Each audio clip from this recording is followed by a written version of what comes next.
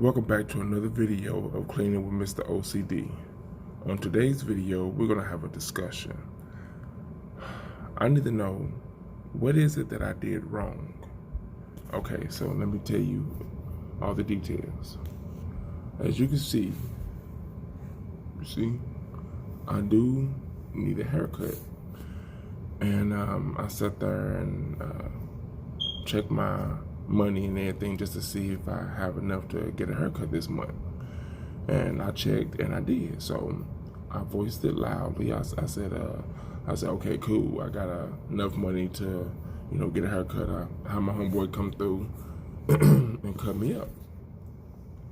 Immediately, my wife got upset, but she said nothing. And this time, she hid her emotions, because I know when my wife is upset, when her personality shifts a 1/16 of an inch, I know something isn't right. But this time she hid it very well.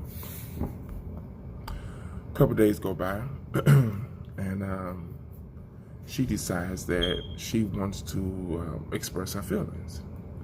And she was like, well, you know that you pissed me off a couple days ago, but I said nothing. And I'm somebody here trying to wonder, what is it that I did? What did I do wrong? And she was like, well, you sat there and you checked your funds and everything to see if you had enough money to pay for a haircut, when I pay for your haircut every single month.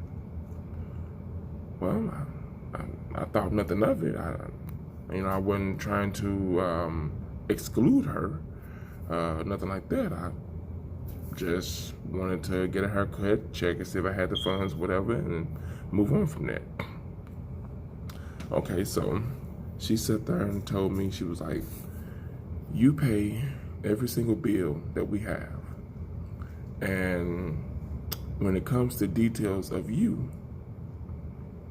that's my job. And you hurt my feelings when you decided to cover that bill as well.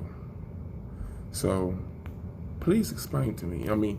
Now I understand what she's talking about, but should I not want to, get my hair cut? Should I just automatically make that 100% her duty? Or should I continue to do what I do? And that's just because me as a man, I feel like my number one job is to make sure that the household is taken care of 100% across the board. And that's everything. So in the description box below, ladies, please let me know what is it that I did wrong, because it's not registering in my head.